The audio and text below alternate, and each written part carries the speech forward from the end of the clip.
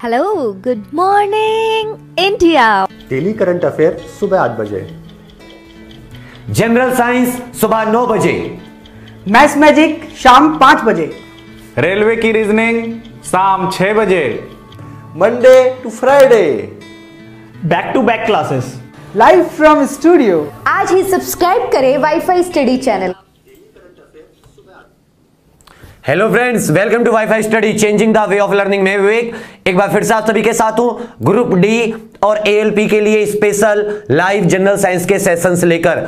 तो जैसा कि जानते हैं डेली सुबह 9 बजे जनरल साइंस अर्थात सामान्य विज्ञान की क्लासेस होती हैं और ये क्लासेस ना सिर्फ रेलवे, ग्रुप डी और एएलपी के लिए बहुत ही जरूरी हैं क्योंकि उसमें तो सामान्य ज्ञान का अलग ही पेपर है।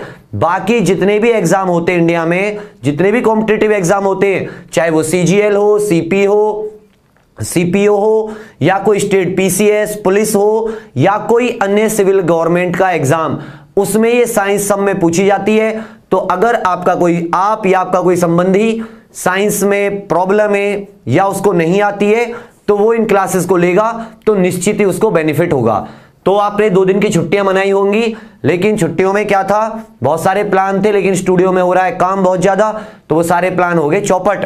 तो आपको फिर भी मैंने बता दिया था कि आप जितनी भी क्लासेस 17, 16 हो चुकी हैं, आप उनका अच्छे से रिवीजन कर लीजिए, जिससे कि जब हम नेक्स्ट टॉपिक स्टार्ट करेंगे तो आपको समझने में आसानी होगी, आपको करने में आसानी होगी।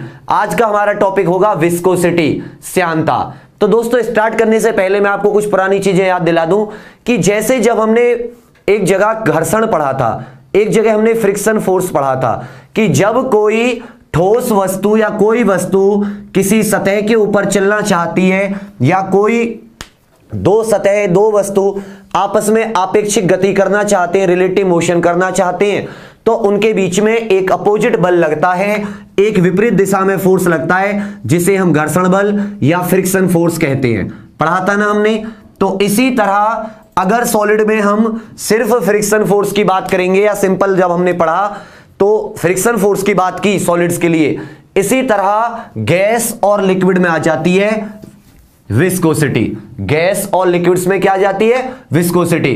तो आप ये कह सकते हैं कि जो विस्कोसिटी है वो लिक्विड और सॉलिड अर्थात ठोस और द्रव, इन सब का ही सामान्य गुण होता है, जनरल प्रॉपर्टीज होती हैं। अब विस्कोसिटी होती क्या है, तो इसको मैं एक डायग्राम से आपको समझाना चाहूंगा। मान लो ये एक बर्तन का तल है या मान लो ये नहर है, ए बी नहर है और नहर का नीचा हिस्सा है जो नहर का तल होता है, ठीक है, सबसे नीचे का हिस्सा सरफेस, सबसे नीचे का नहर का।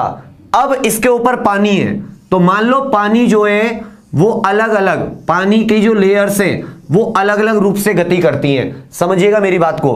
पानी सीधे हाथ की तरफ बह रहा है, ये मान लो पी नाम की लेयर है, परतें, ये क्यू नाम की परत है, ये आर नाम की परत है, ये एस नाम की परत है। समझ रहे हैं ना।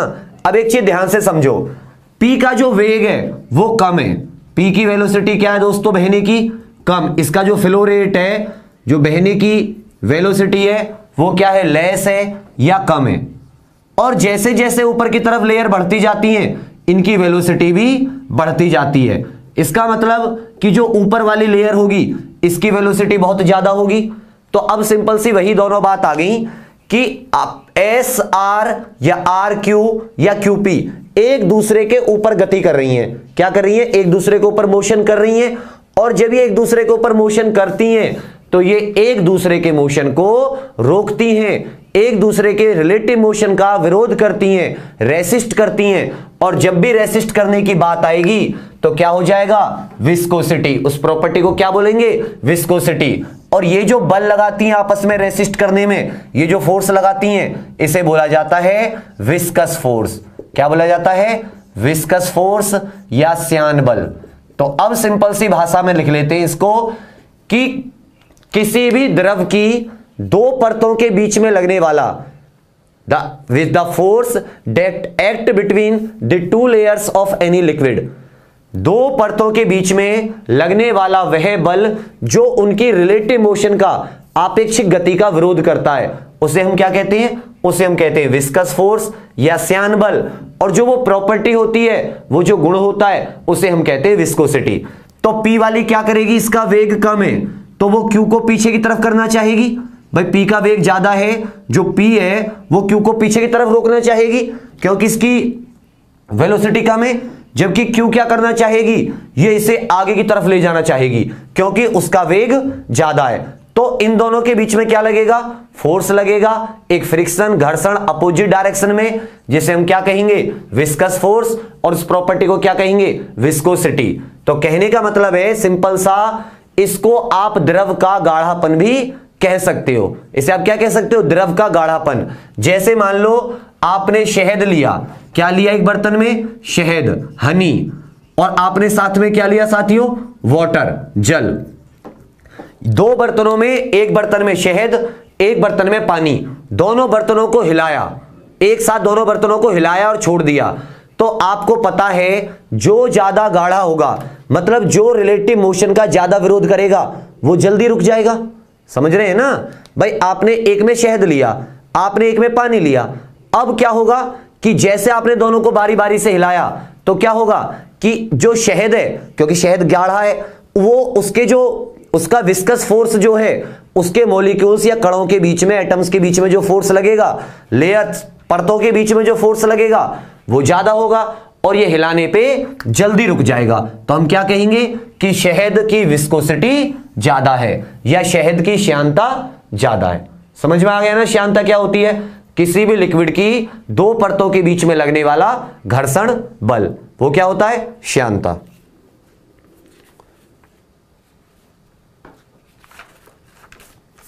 आगे बात करेंगे। इसीलिए अब ये कहोगे कि सर ये कहां जाता है? तो दोस्तों जो लिक्विड होता है उसके बीच में मैंने बताया था कि एटम्स के बीच में क्या होता है? एक सहसंजक बल लगता है ना, एक कोहेसिव फोर्स लगता है।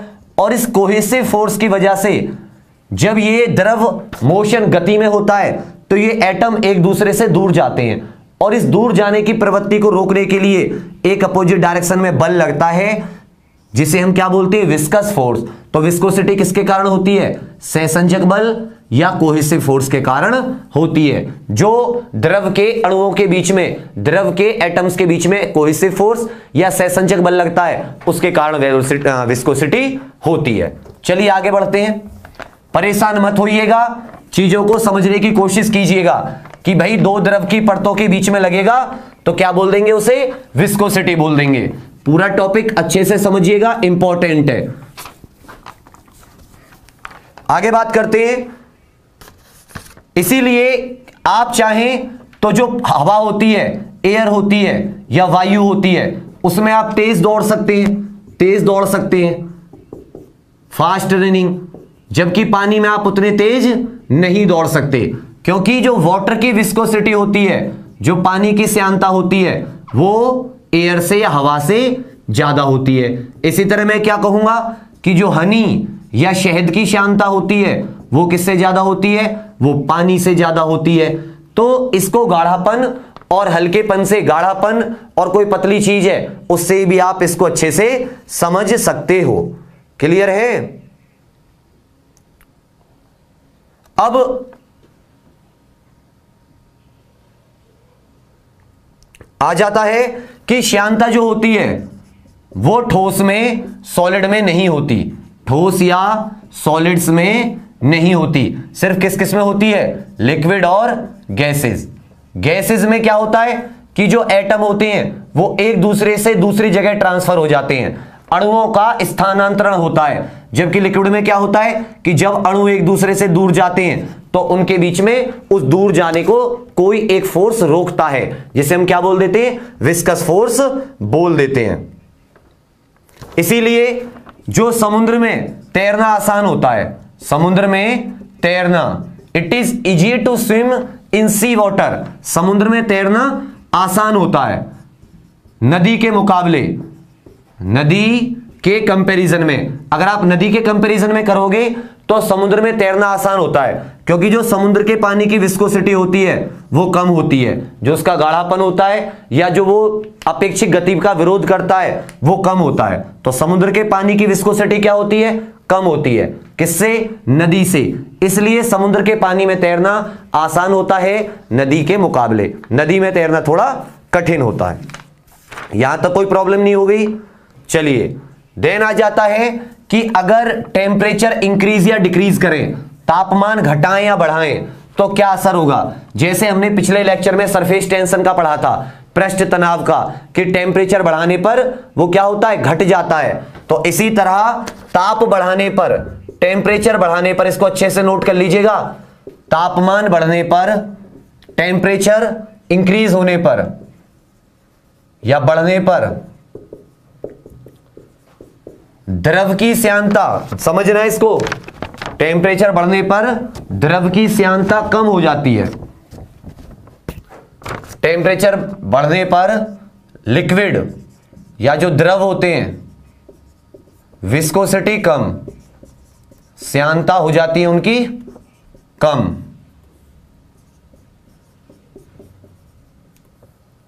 विस्कोसिटी कैसे हो जाती है? लेस। जबकि जो गैस होती हैं उनकी विस्कोसिटी क्या हो जाती है? इंक्रीज।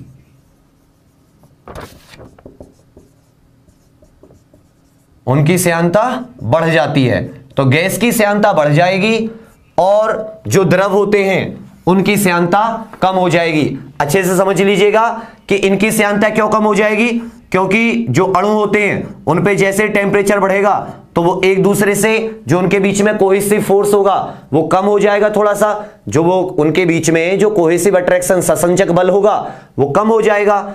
और द्रव गैसेस की बढ़ क्यों जाती है विस्कोसिटी?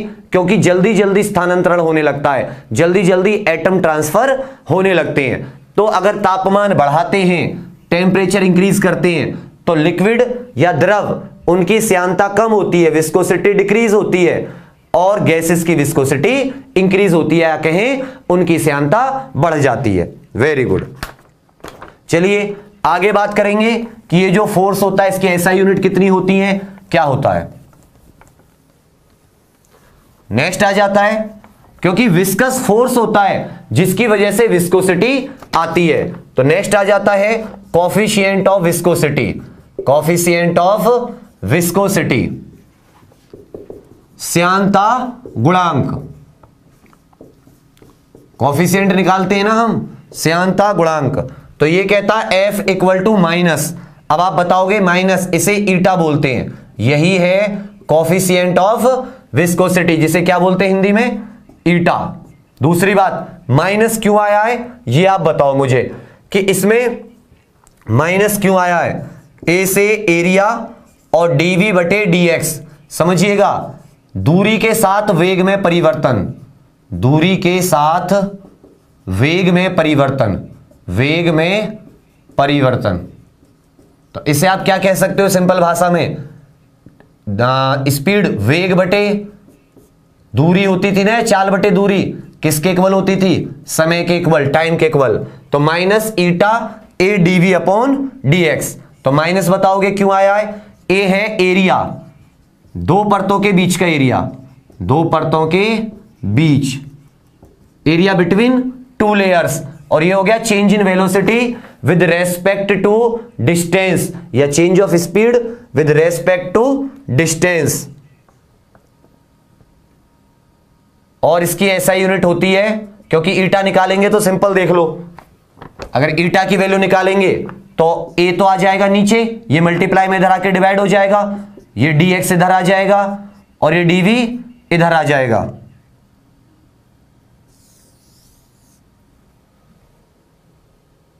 ठीक है, तो ये क्या हो जाएगा? पास्कल F अपॉन ए, जिसे हम प्रेशर बोलते हैं। तो इसकी एक यूनिट पास्कल सेकंड भी होती है।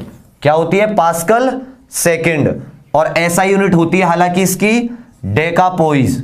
विस्कोसिटी, कोफिशिएंट ऑफ विस्कोसिटी जो होती है इसको डेकापोइज में नापते हैं। डेका मतलब 10, तो ऐसा यूनिट मतलब डेकापोइज। होता क्या है? माइनस क्यों आता है? क्योंकि मैंने अभी बताया फ्रिक्शन, घर्षण, और कौन से डायरेक्शन में लगता है? अपोजिट डायरेक्शन में। और अपोजिट डायरेक्शन में लगने की वजह से क्या आता है? ये माइनस साइन इस फॉर्मूले में आ रहा है, घर्षण की वजह से माइनस साइन इस फॉर्मूले में आ रहा है। शाबाश। तो कोफिशिएंट ऑफ विस्कोसिटी क्या हो जाता है? कि F इक्वल टू फोर्स कितना लगेगा, कि कितने एरिया, दो परतों के बीच में कितना एरिया है और जो दूरी के साथ उनके वेग में कितना परिवर्तन आ रहा है। इसका होता क्या है, ईटा से। और जब हम ईटा की वैल्यू निकालते हैं तो या इसका ऐसा यूनिट निकालने की कोशिश करते हैं तो पास्कल सेकंड कह लो, या ऐसा यूनिट, ऐसा ही मात्रक क्या हो जाएगा, डेका पोइज।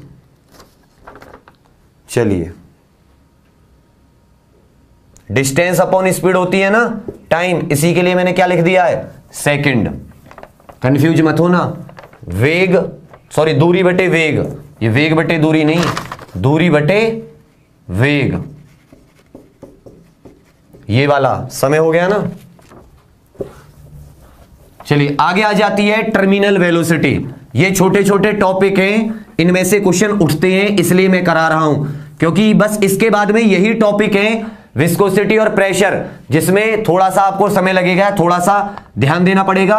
उसके बाद में वेव, साउंड, ध्वनि बहुत इजी टॉपिक है, लाइट उससे भी इजी है। उसके बाद में इलेक्ट्रिसिटी, ये भी ज्यादा हार्ड नहीं है, ये टॉपिक मेन बच जाएंगे, फिर इनको भी हम अच्छे से कवर कर लेंगे। नेक्स्ट आ जाता है सीमांत वेग या टर्मिनल वेलोसिटी। टर्मिनल वेलोसिटी तो समझिएगा इसको, मान लेते हैं सीमांत वेग, हिंदी में क्या कहते हैं इसको, सीमांत वेग।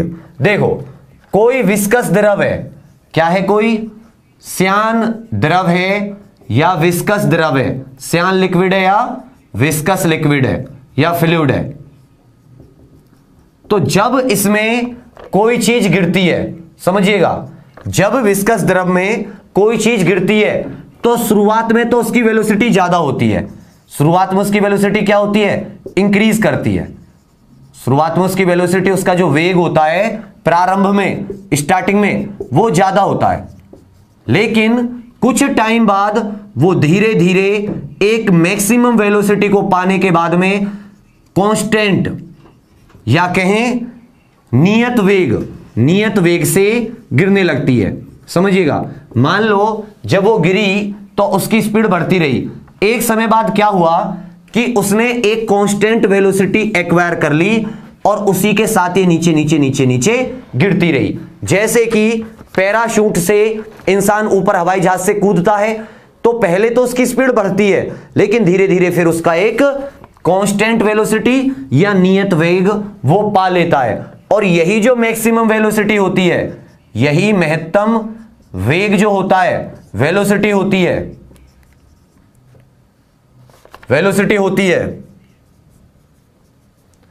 जो कांस्टेंट है, यही मैक्सिमम कांस्टेंट वेलोसिटी। इसके बाद में ज्यादा तो नहीं हो सकती, क्योंकि मैक्सिमम यही हो सकती है। इसी को हम क्या बोलते हैं, टर्मिनल वेलोसिटी कहते हैं। तो सिंपल सी बात है, किसी विस्कस फोर्स के अंदर, किसी भी विस्कस लिक्विड के अंदर, किसी भी श्यान द्रव के अंदर जो बॉडी की महत्तम सबसे अधिक वेग होता है, वो वेग टर्मिनल वेलोसिटी कहलाता है।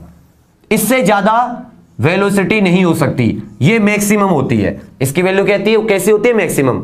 उसके बाद में इस पे एक्सेलरेशन क्या हो जाता है, त्वरण जीरो हो जाता है, और अगर त्वरण जीरो हो गया तो वेलोसिटी कैसी हो जाएगी, कांस्टेंट वेलोसिटी हो जाएगी।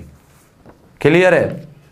इसी तरह से जो पैराशूट से व्यक्ति कूदता है, उसके पहले वेलोसिटी इंक्रीज होती है और फिर वो एक मैक्सिमम वैल्यू को पाने के बाद में क्या होता है, उसी वैल्यू से नीचे गिरता रहता है, उस पे एक्सेलरेशन जीरो कहता है। तो वो जो वेलोसिटी होती है जिससे पैराशूट वाला इंसान धीरे धीरे कांस्टेंटली नीचे गिरता है, उसे हम क्या कहते हैं, टर्मिनल वेलोसिटी।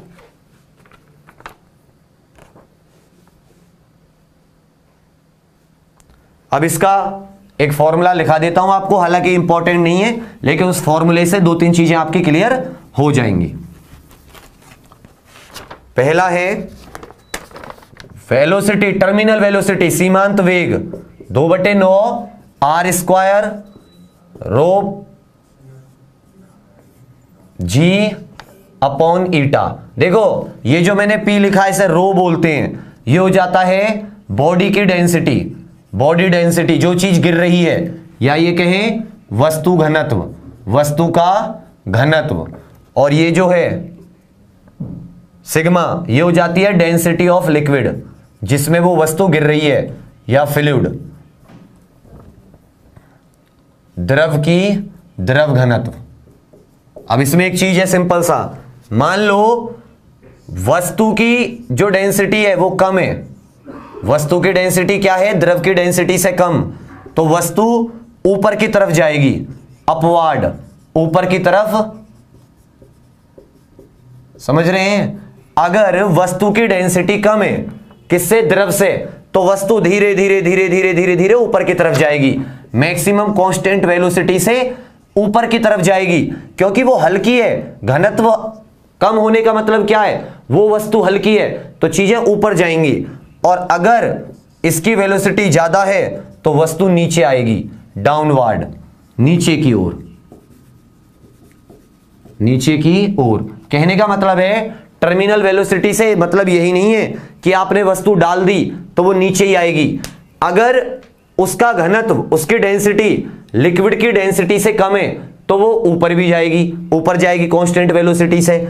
और अगर उसका डेंसिटी ज्यादा है, वस्तु की वो ज्यादा भारी है, किससे, लिक्विड से, घनत्व, अगर घनत्व की बात करें डेंसिटी तो होता है मास पर यूनिट वॉल्यूम। मान लो ये 1 मीटर क्यूब की वॉल्यूम है और इसका मास 10 kg है, और इसी को हमने क्या कर दिया, 2 मीटर क्यूब में कर दिया, और मास 10 किलो रहा, तो इसका घनत्व कितना हो गया, 5, और इसका कितना हो गया, 10। तो इसका मतलब ये ज्यादा भारी है, तो इसीलिए तो वस्तु क्या होगी, अगर वस्तु भारी है तो नीचे की तरफ आएगी कांस्टेंट वेलोसिटी से, और उसी को हम क्या बोलेंगे, टर्मिनल वेलोसिटी। याद रखिएगा, जो विस्कस द्रव होते हैं, जो द्रव होते हैं, उनमें टर्मिनल वेलोसिटी से ज्यादा किसी की वेलोसिटी नहीं हो सकती, टर्मिनल वेलोसिटी से ज्यादा किसी की वेलोसिटी नहीं हो सकती। चलिए नेक्स्ट आ जाता है स्टोक्स लॉ। स्टोक्स लॉ, फिर बर्नौली वगैरह का प्रिंसिपल पढ़ेंगे, इंपॉर्टेंट है, अच्छे से समझिएगा। स्टोक्स लॉ, स्टोक्स का नियम, ये विस्कोसिटी में होता है स्टोक्स का नियम। मान लेते हैं, इसका कहना है कि किसी आर रेडियस का, आर त्रिज्या का गोला, स्फेयर, आर रेडियस का sphere, n coefficient of viscosity, श्यानता गुणांक ईटा, क्या कहा, एक आर त्रिज्या या आर रेडियस का स्फेयर है, आर रेडियस का क्या है, स्फेयर, जो ईटा श्यानता गुणांक वाले किसी द्रव में गिर रहा है, और उसकी वेलोसिटी कितनी है, v, v कितनी है उसकी वेलोसिटी या वेग, तो उस गोले पर, उस स्फेयर पर कितना फोर्स लगेगा, श्यान बल होगा 6 पाई ईटा आर वी। समझिए क्या कहना चाह रहा है कि अगर कोई आर रेडियस का स्फेयर है जो किसी द्रव में गिर रहा है, ठीक है, तो द्रव का जो कोफिशिएंट ऑफ विस्कोसिटी है, श्यानता गुणांक है, वो कितना है, ईटा, इसकी वेलोसिटी कितनी है, v, तो उस पर जो फोर्स लगेगा वो कितना हो जाएगा, विस्कस फोर्स, श्यान बल, जो उसके अपेक्षित गति का विरोध करेगा, 6 पाई ईटा आर वी। मतलब रेडियस ज्यादा होगा तो ज्यादा लगेगा, वेलोसिटी ज्यादा होगी तो भी ज्यादा लगेगा। ये क्या हो जाता है, स्टोक्स लॉ। जल्दी से कर लीजिए, स्टोक्स लॉ विस्कोसिटी में कहता है कि कोई आर त्रिज्या का गोला अगर किसी ईटा श्यानता गुणांक वाले द्रव में गिर रहा है तो उस पे लगने वाला श्यान बल हो जाएगा 6 पाई ईटा आर वी। वी मतलब जिस वेलोसिटी से वो गोला नीचे की ओर गिर रहा है। क्वेश्चन कैसे आएंगे ये भी कराऊंगा, बस आप थोड़ा वेट कीजिए। क्वेश्चन इसमें कंपेयर करने के लिए आएंगे या ये इसका स्टेटमेंट दे देगा, पूछेगा कि ये किसने बताया, तो आपको बताना पड़ेगा स्टोक्स। ये कौन सा लॉ है, स्टोक्स लॉ, जैसे पास्कल लॉ होता है, न्यूटन्स लॉ होता है।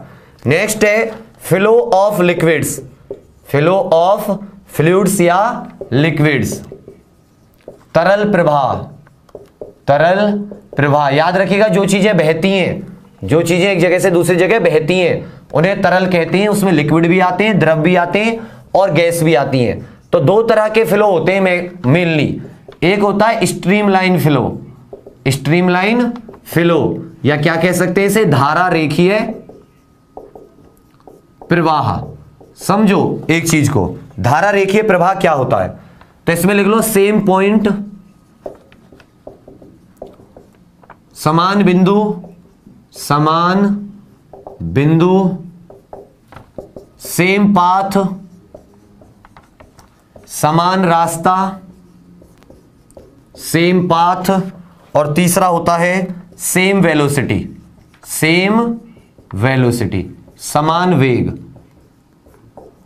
स्ट्रीमलाइन फ्लो, मान लो कि ये कोई द्रव है और ये किसी पाइप के अंदर बह रहा है या किसी भी चीज के अंदर बह रहा है, तो अगर बाकी का जो कण है, मान लो ये कण है, इसके एक कण यहां पे, एक कण यहां पे, एक यहां पे, समझ रहे हो, तो ये वाला जो कण है वो इस पॉइंट से निकला है, इसका पीछा करते हुए ये भी उसी से निकला, मतलब कि वो बिंदु जहां से पहला कण निकला था, जहां से पहला पार्टिकल निकला था, दूसरा पार्टिकल भी वहीं से सेम पॉइंट से, सेम रास्ते से होते हुए सेम वेलोसिटी के साथ गुजरा।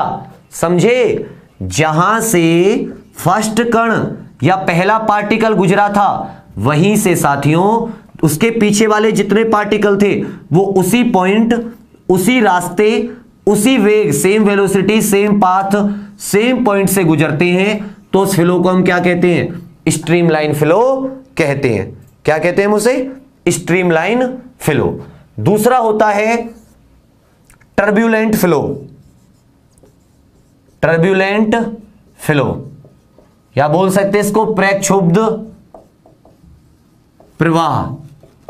आपने बरसात में, रेनी सीजन में नदी नालों की गति देखी है, बरसात में, रेनी सीजन में जो नदी नाले होते हैं उनकी कैसी गति होती है, इस तरह से वर्ली गति होती है ना, कोई इधर जाता है, कोई इधर जाता है। नाली में जब बारिश बहुत तेज भरती है या जब बाढ़ आती है नदियों में, तो पानी इधर से उधर से, इधर से उधर, मतलब कि जो पार्टिकल है, पानी के जो कण हैं, वो अलग अलग रास्ता, अलग अलग वेग के साथ गुजरते हैं।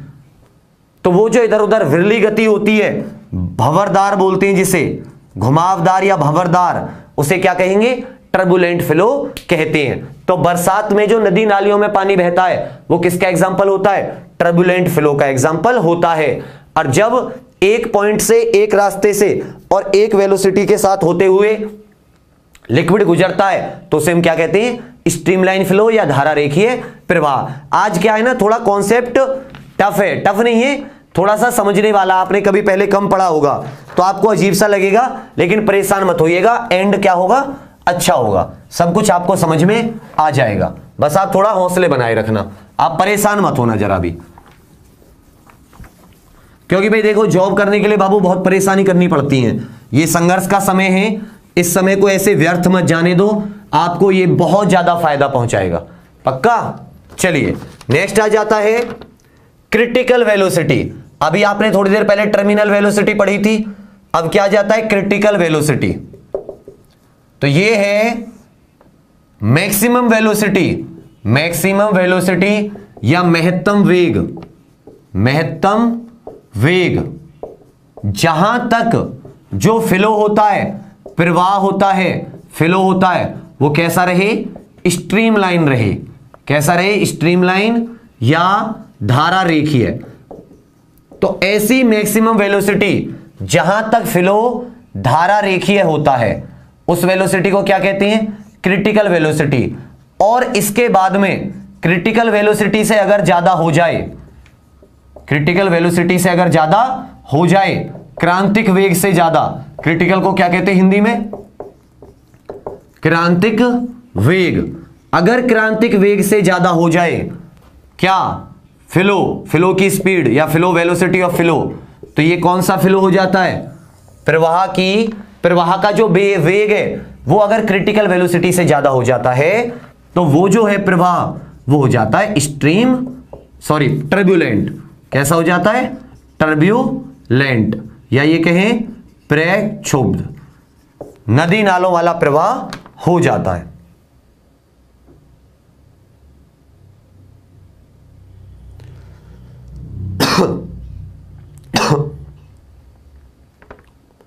क्लियर है? अब यहां पे एक पॉइंट और समझ लीजिए। मान लेते हैं कि अगर किसी तरल का कोई भी फ्लूइड है, फ्लूइड वेलोसिटी जो है, समझिएगा इस चीज को, वो क्रिटिकल वेलोसिटी से कम है, वो क्रांतिक वेग से क्या है, कम। कोई चीज बह रही है जिसकी क्रिटिकल वेलोसिटी से वेलोसिटी कम है, तो उसका बहना किस पे निर्भर करता है, विस्कोसिटी पर। किस पर निर्भर करता है, श्यानता पर, समझिएगा।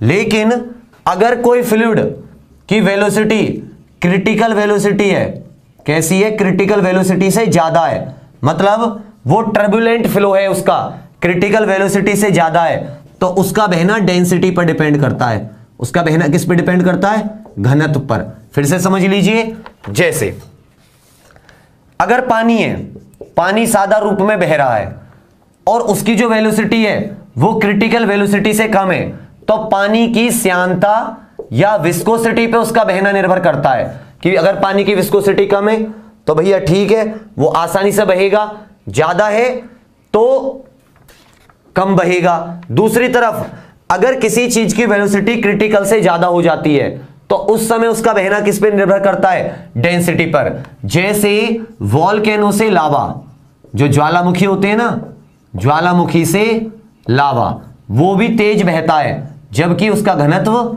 ज्यादा हो जाता है। तो इसका मतलब उसकी जो वेलोसिटी होती है वो क्रिटिकल वेलोसिटी से ज्यादा होती है। जब वॉल्केनो या ज्वालामुखी से लावा बहता है तो उसका घनत्व ज्यादा है, फिर भी वो गाढ़ा होते हुए भी, घनत्व ज्यादा होते हुए भी, डेंसिटी ज्यादा होते हुए भी ज्वालामुखी का लावा बहता है, तो उसकी जो वेलोसिटी होती है क्रिटिकल वेलोसिटी से ज्यादा होती है। तो क्रिटिकल वेलोसिटी से कोई चीज ज्यादा तेज चलेगी तो वो डेंसिटी पर फ्लो उसका डिपेंड करेगा, और अगर क्रिटिकल वेलोसिटी से कम है तो वो विस्कोसिटी पे डिपेंड करेगा। किस पे डिपेंड करेगा, विस्कोसिटी। लिख लेना, ये बहुत इंपॉर्टेंट है ये भी।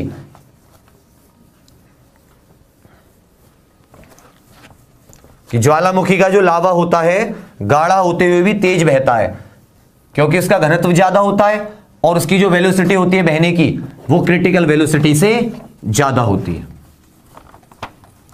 देन आ जाता है बर्नौली थ्योरम, मोस्ट इंपॉर्टेंट है आप लोगों के लिए,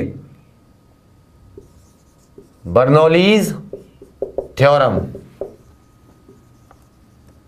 बर्नौली प्रवाह, वो प्रमेय, बर्नौली प्रमेय। जो चीजें जब बहती हैं किसी पाइप वगैरह के अंदर, मान लो कोई लिक्विड या कोई फ्लूइड किसी पाइप के अंदर बह रहा है, तो उसके लिए इन्होंने क्या कहा है, ये अपनी थ्योरम दी है, किसने, बर्नौली ने। तो इसमें इन्होंने क्या कहा है कि प्रेशर, कोई चीज अगर बह रही है तो उस पर कितना दाब है उसकी वजह से, या कितना प्रेशर है, प्लस उसकी जो पोटेंशियल एनर्जी होती है, कौन सी एनर्जी होती है, पोटेंशियल एनर्जी, ये रो जी एच है, मतलब डेंसिटी जी एच, एम नहीं लेते इसमें, फ्लूइड में क्या ले लेते हैं, रो, मतलब उसकी डेंसिटी। ये जो इसकी पोटेंशियल एनर्जी है, स्थितिज ऊर्जा है, मतलब प्रेशर, दाब प्लस पोटेंशियल एनर्जी प्लस जो उसकी काइनेटिक एनर्जी है, गतिज ऊर्जा, ये सब कांस्टेंट रहती हैं। क्या रहती हैं, कांस्टेंट, या ये कहें कि ये नियत रहती हैं। इनका जो सम होता है, इसका मतलब अगर कोई लिक्विड है, वो किसी, या कोई फ्लूइड है, वो कैसा है, स्ट्रीमलाइन, धारा रेखीय में बह रहा है, कैसा बह रहा है, स्ट्रीमलाइन या धारा रेखीय प्रवाह है। प्रवाह कैसा है, धारा रेखीय या स्ट्रीमलाइन। दूसरी बात, जो फ्लूइड है वो नॉन विस्कस है, मतलब ये आइडियल फ्लूइड के लिए है, नॉन विस्कस फ्लूइड, या ये कहें कोई आदर्श द्रव, आदर्श द्रव, अश्यान द्रव भी कह सकते हो इसको। धारा रेखीय प्रवाह और अश्यान द्रव किसी भी चीज के अंदर बह रहा है या किसी नली के अंदर बह रहा है, तो उस पे pressure, potential energy, kinetic energy का जो सम होगा, दाब, स्थितिज ऊर्जा और गतिज ऊर्जा का जो उसका जोड़ होगा वो एक कांस्टेंट के बराबर होगा, वो एक नियतांक के बराबर होगा। या ये कह सकते हैं कि किसी एक क्रॉस सेक्शन में या किसी एक एरिया में जो टोटल एनर्जी होती है वो कांस्टेंट रहती है। मतलब प्रेशर की, पोटेंशियल एनर्जी, काइनेटिक एनर्जी, इन सब का सम क्या होता है? कांस्टेंट रहता है, चाहे वो यहां पे हो चाहे वो यहां पे हो।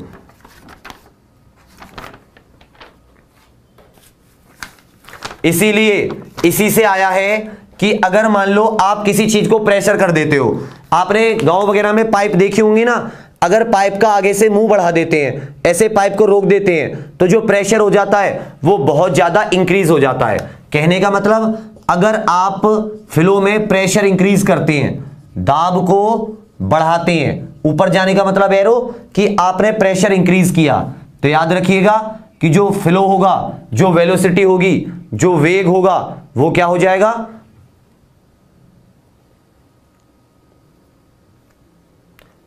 कम हो जाएगा। वेलोसिटी क्या हो जाएगी? कम हो जाएगी। फ्लो क्या हो जाएगा? कम। और अगर आपने प्रेशर कम किया बर्नौली प्रमेय के अनुसार, तो वेलोसिटी क्या हो जाएगी? इंक्रीज हो जाएगी। कहने का मतलब प्रेशर और वेलोसिटी में कैसा होता है? एक दूसरे का इनवर्सली प्रोपोर्शनल होते हैं, ऐसे समझ सकते हो। किसमें? बर्नौली प्रमेय के अनुसार।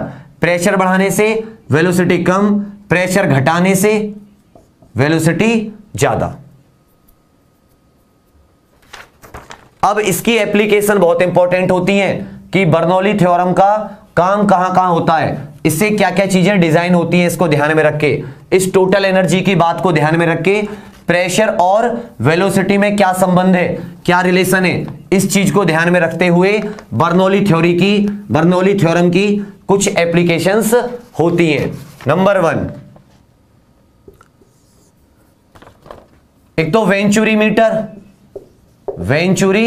मीटर, ये बर्नौली थ्योरम पे काम करता है। वेंचुरी मीटर बर्नौली थ्योरम पे काम करता है। इसमें क्या होता है कि द्रव प्रवाह, इससे क्या मापते हैं? फ्लो रेट या रेट ऑफ फ्लो। किसी नली के अंदर से कितनी देर में कितनी कोई लिक्विड चीज बह रही है, तो वो किसमें नापते हैं? किससे नापते हैं? वेंचुरी मीटर से। वेंचुरी मीटर भी किस पे काम करता है? बर्नौली थ्योरम पे। सेकंड होता है shape of an aeroplane wing. Shape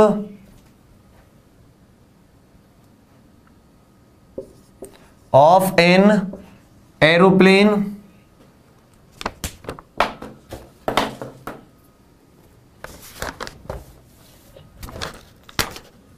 shape of an aeroplane wing, जो हवाई जहाज का पंख की आकृति होती है ना, वो हवाई जहाज के पंख की आकृति, हवाई जहाज की आकृति ले लेते हैं। जो हवाई जहाज होते हैं उनकी आकृति या उनका जो उड़ना होता है, उनकी जो शेप होती है, वो भी किस पे डिपेंड करती है? वो भी बर्नौली थ्योरम के अनुसार ही बनाई जाती है। हवाई जहाज का जो ऊपरी हिस्सा होता है, ऐसे समझ लो, जो हवाई जहाज का ये ऊपरी हिस्सा है और आगे का जो हिस्सा होता है, ये मोटा बनाया जाता है। कैसा बनाया जाता है? ये थिक या मोटा, अधिक मोटा। अब अधिक मोटे होने से क्या हो जाएगा कि जो ऊपर का इसका कर्व्ड सरफेस एरिया है, जो ऊपर का इसका क्षेत्रफल या कर्व्ड सरफेस एरिया है, ये क्या हो जाएगा? ज्यादा हो जाएगा। एरिया ज्यादा हो जाएगा तो आपको पता है प्रेशर क्या होता है? Force upon area. अगर एरिया ज्यादा तो प्रेशर क्या हो जाएगा? कम। इसका मतलब ऊपर का हिस्सा मोटा, आगे का हिस्सा मोटा होने से जो ऊपर प्रेशर होता है, जो ऊपर दाब हो जाता है, वो कम हो जाता है। ऊपर का प्रेशर क्या हो जाता है? कम। जबकि नीचे का प्रेशर क्या होता है? ज्यादा। तो नीचे का प्रेशर ज्यादा होने से नीचे से एक लिफ्ट लगता है, नीचे से एक ऊपर की तरफ उस पे उठाने वाला बल लगता है। मेरी बात समझ रहे हैं मैं क्या कहना चाह रहा हूं? कि जो ऊपर का हिस्सा होता है हवाई जहाज का, जो ऊपरी हिस्सा होता है वो मोटा होता है। मोटे होने से उसका कर्व्ड सरफेस एरिया ज्यादा हो जाता है। आपको पता है प्रेशर क्या होता है? Force per unit area. और अगर एरिया क्या है? ज्यादा है, तो प्रेशर क्या हो जाएगा, ऊपर कम हो जाएगा। यहां पे प्रेशर कम और नीचे से प्रेशर ज्यादा, तो क्या मिलेगा, एक लिफ्ट अप मिलेगा। अगर अब ऊपर क्या है, प्रेशर ज्यादा है, अगर सॉरी प्रेशर कम है तो इसकी वेलोसिटी क्या होगी, ज्यादा होगी, इसका वेग क्या होगा, ज्यादा होगा। और नीचे प्रेशर ज्यादा है तो वेग क्या होगा, कम। और इसी प्रेशर ज्यादा होने की वजह से, मोर प्रेशर की वजह से हवाई जहाज पे एक लिफ्ट अप मिलता है, नीचे की ओर से एक ऊपर की तरफ उठाने वाला बल मिलता है और वो आसमान में उड़ पाता है। क्लियर है ये? तो हवाई जहाज की जो शेप होती है वो किस पे डिपेंड करती है, बर्नौली थ्योरम पे। एरिया बढ़ जाता है जिससे प्रेशर कम हो जाता है। तीसरा, पहला वेंचुरी मीटर, दूसरा ये हवाई जहाज का आकृति। तीसरी होती है, आपने गांव वगैरह में देखी होंगी कि जब आंधी वगैरह आती है तो टिन वगैरह की जो छत होती है, टिन रूफ या टिन की छत, वो उड़ जाती है।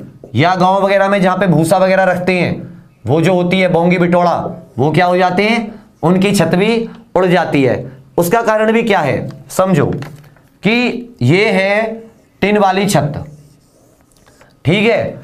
अब बहुत तेज आंधी चल रही है, आंधी चलने से क्या होगा, इसके ऊपर वेलोसिटी क्या होगी, ज्यादा होगी, वेग क्या होगा, ज्यादा। और अगर वेग ज्यादा होगा इसके ऊपर तो प्रेशर क्या हो जाएगा, कम। समझ रहे हो ना? अगर यहां पे वेग ज्यादा होगा तो प्रेशर या दाब क्या हो जाएगा, कम हो जाएगा। और अगर प्रेशर और दाब हो गया कम तो क्या होगा, टिन की छत उड़ के जा पड़ेगी। भाई देखो, सिंपल सी बात है, ये ऊपर प्रेशर हो गया कम। क्यों कम हो गया, क्योंकि आंधी बहुत तेज स्पीड से बह रही थी। और अभी हमने कहा अगर वेलोसिटी ज्यादा होती है तो प्रेशर क्या हो जाता है, कम हो जाता है। ऊपर प्रेशर हो गया कम और नीचे का प्रेशर तो बराबर था जो कमरे के अंदर वाला था, और छत से जो टिन की छत थी वो उड़ के जा पड़ी। तो वेलोसिटी ज्यादा होने से प्रेशर हो गया कम और नीचे से प्रेशर ज्यादा लगा और टिन की छत उड़ के जा पड़ी। समझ में आ रहे हैं? ये भैया ये जो करा रहा हूं ना, ये 8-10 है बर्नौली थ्योरम की एप्लीकेशन, इन्हें जरूर कर लेना, ये बहुत इंपॉर्टेंट है।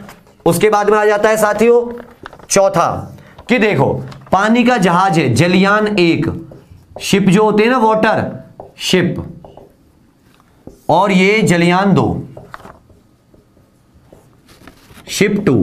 समझिएगा, शिप 1 और शिप 2 एक दूसरे के समांतर, एक दूसरे के पैरेलल, एक ही दिशा में गति कर रहे हैं, एक ही दिशा में गति कर रहे हैं। और वो पास आ गए, मतलब थोड़ा पास आ गए। अब समझो, जब वो ज्यादा पास आ जाते हैं तो एरिया क्या हो गया उनके बीच में, कम हो गया। एरिया क्या हो गया उनके बीच में साथियों, कम हो गया।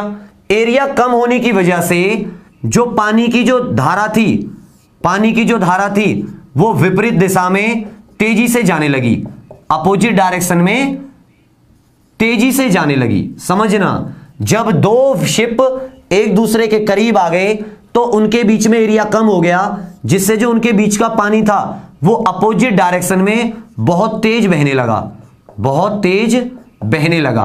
अब सोचो, जब पानी की वेलोसिटी बढ़ी, जब पानी विपरीत दिशा में बहने लगा, उसकी वेलोसिटी इंक्रीज हुई। उसकी वेलोसिटी कैसी हुई, इंक्रीज। तो प्रेशर अपने आप क्या हो गया, कम हो गया। यहां प्रेशर क्या हो गया, कम। मतलब जब पानी की स्पीड दोनों जहाजों के बीच में कम हुई, वो ज्यादा हुई, तो प्रेशर हो गया कम। अब अंदर प्रेशर ज्यादा, अंदर प्रेशर कम, बाहर प्रेशर ज्यादा, दोनों जहाजों पे धक्का लगा और वो दोनों एक दूसरे से टकरा गए। तो जब कोई पानी के जहाज दो एक दूसरे के पास आ जाते हैं तो वो आपस में टकराने का कारण क्या होता है, यही कारण होता है कि उनके बीच का जो पानी की वेलोसिटी थी वो बढ़ जाती है, जिससे प्रेशर क्या हो जाता है, कम। और अगर इनके बीच में प्रेशर कम हो गया, इनके बीच में दाब या प्रेशर कम हो गया, तो बाहर के प्रेशर ज्यादा होने की वजह से इन पे एक धक्का सा लगेगा और ये आपस में टकरा जाएंगे। ये भी किस पे काम कर रहा है, बर्नौली थ्योरम पे, कि वेलोसिटी बढ़ेगी या प्रेशर बढ़ेगा तो वेलोसिटी घटेगी। चलिए नेक्स्ट ले लेते हैं, पांचवा। इसी तरह मान लो आप रेलवे में जाओगे, कोई ट्रेन प्लेटफॉर्म पे बहुत तेज गति से आती है, तो कहते हैं ना प्लेटफॉर्म के बिल्कुल करीब में इकट्ठा नहीं होना चाहिए। बचपन में तो कहते थे कि पटरी के साथ में खड़ा नहीं होना चाहिए, पटरी खींच लेती है। तो उसका कारण भी यही है, जो बहुत तेज वेलोसिटी से ट्रेन आती है तो उसका प्रेशर क्या हो जाता है, वहां प्रेशर हो जाता है कम, और हमारे ऊपर अगर हम उसके नजदीक खड़े हैं तो पीछे से आसपास से तेज प्रेशर लगता है और हम ट्रेन की तरफ गिर पड़ते हैं। इसलिए हमें ट्रेन की पटरियों पर खड़े नहीं होना चाहिए। हमें ट्रेन की पटरियों पर, 5वां भी एप्लीकेशन लिख लो, ट्रेन की पटरियों के पास खड़ा होना नहीं चाहिए या प्लेटफॉर्म के पास खड़ा होना नहीं चाहिए। छठा है तराजू है। ये क्या है, तराजू। तराजू देखिए ना, वेइंग स्केल, तराजू बोलते हैं जिसे गांव में, वेइंग स्केल, तराजू। अब क्या करो, तराजू के एक पल्ले के नीचे, तराजू के एक पल्ले के नीचे खूब तेज हवा चलाओ। क्या चलाओ, खूब एक पंखा लगा दो, तो हवा चलेगी तेज, मतलब वेलोसिटी क्या हो जाएगी, बढ़ जाएगी, जिससे इसके नीचे का प्रेशर क्या हो जाएगा, कम हो जाएगा, और ये तराजू का जो पल्ला है वो नीचे आ जाएगा। इसका मतलब अगर आप किसी तराजू के पल्ले के नीचे बहुत तेज हवा चलाते हैं तो वो नीचे झुक जाएगा। किसके कारण, बर्नौली थ्योरम के कारण। अगला आ जाता है स्विंग। स्विंग बॉल तो आपने सुनी होगी, सारे लोग क्रिकेट के दीवाने होंगे। स्विंग बॉल की हवा में जो बॉल स्विंग करती है, क्यों करती है, उसका कारण भी यही होता है कि जब बॉल घूमती है तो उसके आसपास की जो हवा होती है वो भी घूमने लगती है। अब हवा तेज घूमेगी तो वेलोसिटी क्या हो जाएगी, इंक्रीज हो जाएगी, मतलब एक तरफ की वेलोसिटी ज्यादा, एक तरफ की कम, जिससे एक तरफ प्रेशर कम, एक तरफ ज्यादा, और प्रेशर ज्यादा कम होता रहेगा तो गेंद क्या हो जाएगी, अपने आप स्विंग हो जाएगी। तो हवा में गेंद का स्विंग होना, हवा में गेंद का घूमना, यह भी किस पे कार्य करता है, बर्नौली थ्योरम पे। इसके ये जो एप्लीकेशन है बहुत इंपॉर्टेंट है, अच्छे से समझ लेना क्यों कार्य करते हैं। हर एक का एक्सप्लेनेशन दे रहा हूं, क्वेश्चंस कराऊंगा तो आपको सारी चीजें क्लियर हो जाएंगी। और देखो मैं लाइक नहीं कह रहा तो आप लोगों को लग भी नहीं रहा कि लाइक कर दें, ये मैं देखना चाहता था। चलो कोई ईमानदार नहीं है हम में से। ब्लड फ्लो, ये बहुत इंपॉर्टेंट है आप लोगों के लिए। Blood flow and heart attack, heart attack ये भी इंपॉर्टेंट है। समझिएगा साथियों कि जो ये समझ लो ऐसे कि ये एक धमनी है, ये क्या है, हृदय धमनी है, जिसके अंदर से आर्टरी है, ब्लड आर्टरी, जिसके अंदर से क्या होता है, ब्लड फ्लो करता है हृदय के अंदर। अब इसके अंदर रक्त फ्लो करता रहेगा, खून बहता रहेगा, तो क्या होगा, कुछ फैट वगैरह जमने से, मान लो इसमें कोई गांठ वगैरह सी पड़ गई, कोई फैट या वसा जमने से इसमें गांठ पड़ गई। अब क्या होगा, इस गांठ को हटाने के लिए ब्लड जो होगा वो तेज गति से बहेगा कि ये गांठ चली जाए। ये जो ब्लड होगा ये तेज स्पीड से बढ़ेगा जिससे कि ये गांठ क्या हो जाए, हट जाए। ब्लड क्या करेगा, वो तेज गति से बढ़ेगा जिससे कि गांठ हट जाए। और अगर ब्लड की वेलोसिटी बढ़ी, अगर ब्लड की वेलोसिटी बढ़ी तो उसके अंदर का प्रेशर क्या हो जाएगा, कम हो जाएगा। आर्टरी के अंदर प्रेशर क्या हो जाएगा, कम, और कम प्रेशर होने की वजह से बाहर का प्रेशर आर्टरी को क्या कर देगा, कोलैप्स कर देगा। क्या कर देगा, कोलैप्स, बाहर की तरफ भिज जाएगी आर्टरी, और आर्टरी जैसे ही बंद हुई हार्ट अटैक हो जाएगा, हृदयघात हो जाएगा। तो यह भी एक कारण है कि जब शरीर में ब्लड तेज गति से बहने लगता है तो, या किसी भी नली के अंदर, तो वो जो होती है कोलैप्स करने का खतरा बना रहता है। इसीलिए कहते हैं ना, हाई ब्लड प्रेशर जो होता है वो सूचक भी होता है कि हार्ट अटैक हो सकता है। और लास्ट है जो लेटी हुई सिचुएशन होती है वो खड़ी हुई सिचुएशन से कंफर्टेबल होती है। लेटे हुए इंसान ज्यादा कंफर्टेबल महसूस करता है खड़े हुए से। क्यों, क्योंकि जब खड़ा होता है तो उसके पैरों पे सबसे ज्यादा क्या रहता है, प्रेशर रहता है। ठीक है, ब्लड की वेलोसिटी कम, मतलब जो हमारा हार्ट होता है उसको ज्यादा वर्क करना पड़ता है, स्ट्रेस में रहता है। जबकि हम लेटे हुए होते हैं तो हमारा ब्रेन, हमारा हृदय, दिमाग, हृदय और हमारे पैर, ये सब एक पॉइंट में होते हैं, जिससे हमारे हार्ट को कम कार्य करना पड़ता है ब्लड पहुंचाने के लिए, और वो स्ट्रेस में नहीं रहता। ये भी किसका कारण है, मतलब ये भी बर्नौली थ्योरम का ही एक एग्जाम्पल मान सकते हो आप इसको। तो ये 8-9 एप्लीकेशन हो गई हैं, इनके ऊपर 4-5 और आ गई तो आप उनको बना सकते हो, ठीक है। और ये लास्ट रह गया इसका टॉपिक का। अच्छा, ये खत्म भी हो जाएगा, 1 मिनट रुकिएगा। ये है प्रिंसिपल ऑफ कंटिन्यूटी, अविरतता का सिद्धांत, प्रिंसिपल ऑफ कंटिन्यूटी। इस लेक्चर को आपको ईमानदारी से 2 बार देखना पड़ेगा। अविरतता का सिद्धांत, जो तुम में से ईमानदार होते हुए 2 बार देख लेगा उसे ये समझ में आ जाएगा। इसका कहने का मतलब क्या है कि मान लो ये कोई नली है, इस तरह से समझ रहे हैं, तो यहां पे क्या है, एरिया क्या है, कम। प्रिंसिपल ऑफ कंटिन्यूटी कहता है कि अगर मान लो स्ट्रीमलाइन फ्लो है, कैसा फ्लो है, स्ट्रीमलाइन फ्लो, स्ट्रीमलाइन फ्लो है नॉन विस्कस लिक्विड, मतलब आदर्श द्रव के लिए कंडीशन बनती है धारा रेखीय प्रवाह और अश्यान द्रव। तो उसका क्या कहना है, एरिया कम होती है तो वेलोसिटी ज्यादा हो जाती है द्रव की, और अगर एरिया ज्यादा होता है तो द्रव की वेलोसिटी कम हो जाती है।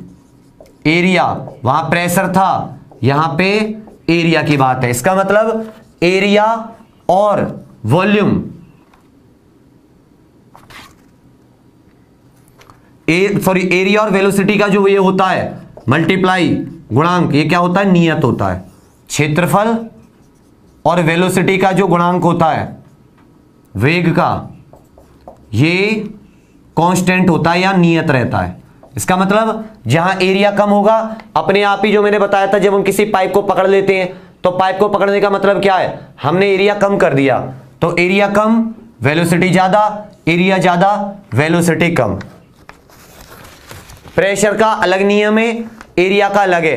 प्रेशर और वेलोसिटी, प्रेशर और वेलोसिटी ये होती है बर्नौली थ्योरम, बर्नौली प्रमेय, और एरिया और वेलोसिटी ये क्या होती है, प्रिंसिपल ऑफ कंटिन्यूटी। कहने का मतलब है कि अगर एरिया कम होगा तो वेलोसिटी द्रव की ज्यादा हो जाएगी, एरिया ज्यादा होगा तो वेलोसिटी क्या हो जाएगी, कम हो जाएगी।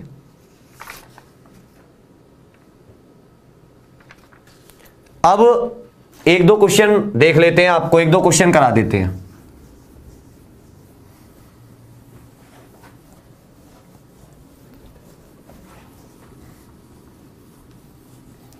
यहां तक बताइए कि यहां तक कोई प्रॉब्लम, यहां तक कुछ ऐसा कि आपको समझ में नहीं आया हो। एक चीज तो आप अच्छे से समझ लीजिए कि आपको कुछ चीजें कौन कौन सी, एक तो सरफेस टेंशन, पृष्ठ तनाव वाला लेक्चर, पृष्ठ तनाव वाला, समझ रहे हैं ना, और एक ये वाला विस्कोसिटी वाला, श्यानता वाला। ये 2 लेक्चर हैं सिर्फ, मेरे कहने से इन्हें 2 बार देख लो आप प्लीज, इन्हें आप 2 बार देखो, और अगर आपके पास किताब है उसमें से पढ़ो, कम से कम 2 बार वॉच करो इन्हें, टाइम निकाल के किसी भी तरह। 1 घंटे का वो है, 1 घंटे के लगभग का ये है। इन दोनों को आप अच्छे से पढ़ो। कल हम लोग क्या करेंगे, कल हम लोग पहले कुछ क्वेश्चन करेंगे, ठीक है, और कल ही मुझे प्रेशर भी कराना है। इस चीज को नोट कर लो आप अपनी कॉपी में। कल मुझे दाब और एटमॉस्फेरिक प्रेशर, वायुमंडलीय दाब, और क्वेश्चंस भी कराने हैं इन दोनों के ऊपर, सरफेस टेंशन और श्यानता के ऊपर, जिससे कि क्वेश्चन कैसे आए हैं आरआरबी और सब में, तो आपको बहुत सारी चीजें क्लियर हो जाएंगी। तब हम लोग कल क्वेश्चन कर लो, प्रेशर कर लो। 1 दिन का समय और दूंगा, कौन सा, मंगल हो जाएगा, बुध, तो हम लोग जो टेस्ट लेंगे, जो टेस्ट की बात चल रही है अच्छे से, एक बड़ा टेस्ट 200 नंबर के लगभग का, 200 क्वेश्चंस के लगभग का, वो साथियों लेंगे थर्सडे में। क्या कहते हो आप लोग, बृहस्पतिवार में, क्योंकि फिर उसके बाद में आप लोग परेशान मत होइएगा। फिजिक्स बड़ा टॉपिक होता है, 5 से 6 लेक्चरों में कंप्लीट नहीं होता, तो फिर हमारी रह जाएगी साउंड, बहुत इजी टॉपिक है। ध्वनि, लाइट उससे भी इजी है, प्रकाश, उसके बाद में इलेक्ट्रिसिटी, ये भी इजी है। विद्युत, ये हमारे मेन टॉपिक रह जाएंगे। 2-2, 3-3 लेक्चर, तीनों पे आसानी से हम बहुत जल्दी सिलेबस कंप्लीट कर लेंगे फिजिक्स का। उसके बाद में बायो या केमिस्ट्री तब देखा जाएगा। फिर भी एक बार फिर से बता दे रहा हूं, किसी को लग रहा है आराम से चल रहे हैं, स्लो चल रहे हैं, तो बाबू साउंड, लाइट, इलेक्ट्रिसिटी, ये सब मैंने सीडीएस की प्लेलिस्ट ढूंढ लो हमारे होम पेज पे जाके वाईफाई स्टडी में, वहां आपको ये सारे के सारे लेक्चर अच्छे से मिले हुए हैं, ये मैंने कवर कराए हैं। लेकिन अगर मेरे साथ चलना है तो आपसे एक बार फिर से ईमानदारी से कह रहा हूं, प्लीज थोड़ी सी ऑनेस्टी दिखाइएगा पढ़ाई में। ये मेरे लिए नहीं है, मुझे कोई फर्क नहीं पड़ेगा, नहीं भी पढ़ोगे, क्योंकि ये जो टॉपिक है ये 10th क्लास तक नहीं है, बात सच है, लेकिन ये पेपर्स में आते हैं। कुछ बच्चों ने कहा था ये तो 11वीं 12वीं के आप पढ़ा रहे हो, आपकी बात ठीक है, लेकिन बच्चा ये जो बेस है ये 10वीं का है। इसमें प्रेशर का इस्तेमाल हो रहा है, इसमें वेलोसिटी, वेग, दाब की बात हो रही है, तो इसमें 10वीं तक का ही हम लोग मान के चलेंगे। ये पेपर में आया है, आपको यकीन ना हो तो आप प्रीवियस ईयर खोलकर देख सकते हैं, क्योंकि ये गुण होते हैं मैटर के, जनरल प्रॉपर्टीज ऑफ मैटर होती हैं, तो इनको आप 2 बार जरूर पढ़ लीजिएगा, जिससे हम थर्सडे में इन चीजों को कर पाए। और कल हम लोग प्रेशर और एटमॉस्फेरिक प्रेशर, तो आज आपका एक काम है, प्लीज इन दोनों को अच्छे से कर लो और इसके बारे में थोड़ा सा पढ़ के आना, फिर हम करेंगे। आज के लिए इतना ही रखते हैं। थोड़ा कम समझ में आया होगा, उसके लिए मैं आप लोगों से माफी चाहता हूं, लेकिन धीरे धीरे, कहते हैं ना कि हमें कुछ चीजें शुरुआत में कम समझ में आई हैं, पिछली बार भी, पहले भी हमारे साथ ऐसा हुआ है, लेकिन हमने चीजों को क्वेश्चंस में या बार बार करके वो कर लिया, किया था ना हमने, तो इसको भी हम अच्छे से कर लेंगे। परेशान मत होना, जरा भी अच्छे से रहना और पढ़ाई करना, ठीक है। और जिसने फॉर्म नहीं भरा वो अपना फॉर्म भर दीजिए, लास्ट डेट का वेट मत कीजिए। लास्ट ईयर में क्वेश्चन आया है, हाँ बेटा मैं वही पढ़ा रहा हूं जिनसे एग्जाम में क्वेश्चन आते हैं। बाबू देखो साथियों, मुझे पता है कि मुझे एज अ टीचर मेरे स्टूडेंट को क्या पढ़ाना है, और मैं आपसे यहां पे कोई ऐसे तो आपका टाइम पास करने तो आता नहीं हो। मेरा एक ही मतलब होता है, एक ही कोशिश होती है कि सब सूरत चेंज हो। जो आप लोग चीजों को छोड़ के आते हैं, नहीं करते हैं, वो सब बदलें, हम एक एक नंबर पाएं। और मुझे पता है ये सब एग्जाम में आता है, पहले भी आया है, अब की बार भी आएगा, इसलिए मैं आपको थोड़ा सा कॉन्सेप्ट लेने की कोशिश करता हूं कि भाई विस्कोसिटी क्या होती है, कि जो तरल पदार्थों की लेयर्स के द्रव के बीच में क्रिटिकल वेलोसिटी क्या होती है, कि उसके बाद में क्रिटिकल वेलोसिटी के बाद में फ्लो हो जाता है टर्बुलेंट, उससे पहले रहता है स्ट्रीमलाइन। टर्मिनल वेलोसिटी क्या होती है, कि कोई शांत द्रव में कोई चीज गिर रही है तो जो मैक्सिमम या जो महत्तम नियत वेग होता है, कांस्टेंट वेलोसिटी होती है। बर्नौली प्रमेय क्या है, प्रेशर ज्यादा होगा तो वेलोसिटी कम हो जाएगी। ये सब चीजें पेपर में आती हैं, इनके कॉन्सेप्ट पेपर में आते हैं। क्लियर है? तो मिलते हैं कल नेक्स्ट। याद रखिएगा, ज्यादा से ज्यादा लोग लाइक कीजिएगा और ईमानदारी से शेयर, क्योंकि पढ़ाई में ईमानदार होना जरूरी है। अगर आप सोचें कि अरे मास्टर तो ऐसे ही चिल्ला रहा है लाइक के लिए, क्या शेयर लाइक करना, तो आप बेईमानी करोगे, और बेईमानी ना मेरे लिए अच्छी रहेगी ना आप लोगों के लिए। पक्का ना? चलिए अच्छे से कर लीजिएगा। डन। जय हिंद, जय Bharat. Thank you. Hello, good morning India. Daily current affair सुबह 8 बजे, जनरल साइंस सुबह 9 बजे, मैथ्स मैजिक शाम 5 बजे, रेलवे की रीजनिंग शाम 6 बजे, Monday to Friday, back to back classes, live from studio. आज ही सब्सक्राइब करें वाईफाई स्टडी चैनल को।